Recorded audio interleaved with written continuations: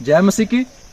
एक और वीडियो मैं बना रहा हूं जिसके अंदर हम उत्पत्ति पहला अध्याय 6 से 8 पद के बीच में, जहां परमेश्वर जल को दो भागों में या जल के अंदर अंतर बनाते हैं, वहां से हम देख रहे हैं कि उस अंतर की आवश्यकता क्यों थी।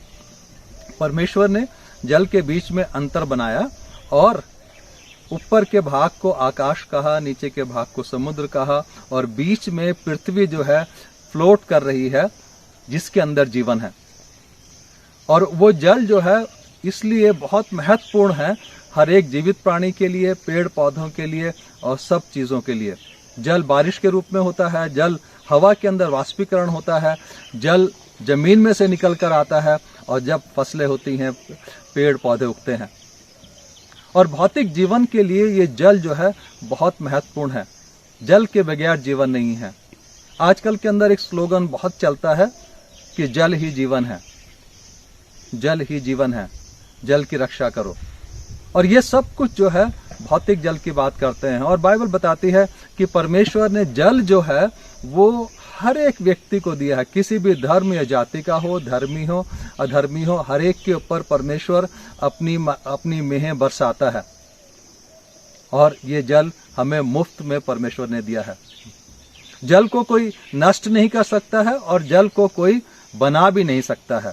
ये सिर्फ परमेश्वर ने ही हमें दिया है।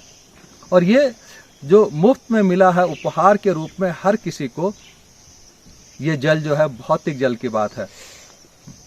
लेकिन बाइबल के अंदर इस जल को एक रूपक भाषा या मेटाफोर के अंदर भी यूज किया गया है आत्मिक जल के लिए, कि जैसे भौतिक जीवन के लिए जल की आवश्यकता है, वैसे ही आत्मिक जीवन के लिए भी जीवन के जल की आवश्यकता है।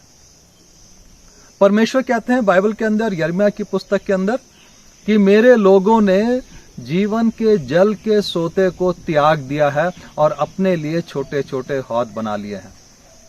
जीवन का जल का सोता कौन है? वो परमेश्वर है।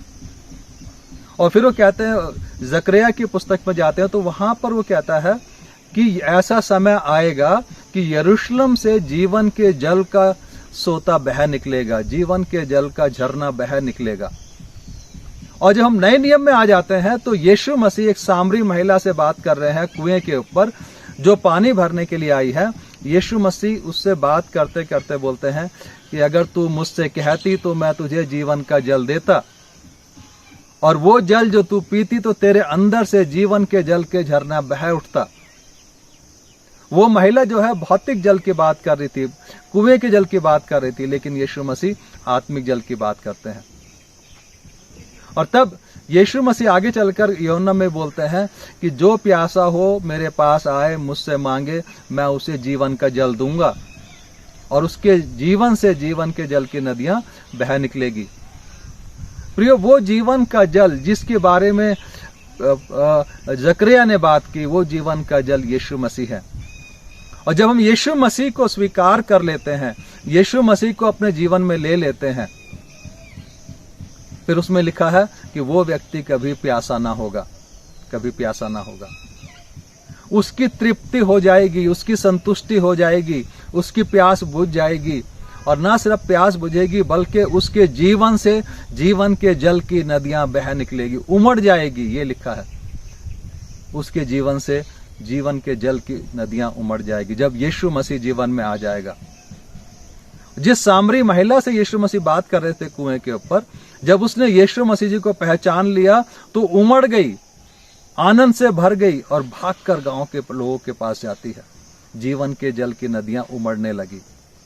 प्रियो, ये मेरा आखिरी वीडियो है, 7 साल से हम लोग वीडियो बना रहे हैं, और इसके अंदर मैं आपको ये आमंत्रित करना चाहता हूं कि अगर आप इस वीडियो को सुन रहे हैं, देख रहे हैं, यीशु मसीह जी को स्वीकार कर लीजिए।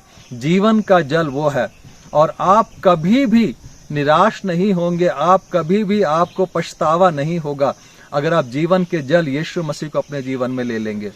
और आप महसूस करेंगे कि आपके अंदर एक संतुष्टि आ गई है, एक तृप्ति आ गई है, और आपके अंदर से जीवन का जल उमड़ने लगा है, जो दूसरों की भी प्यास बुझाने लगा है।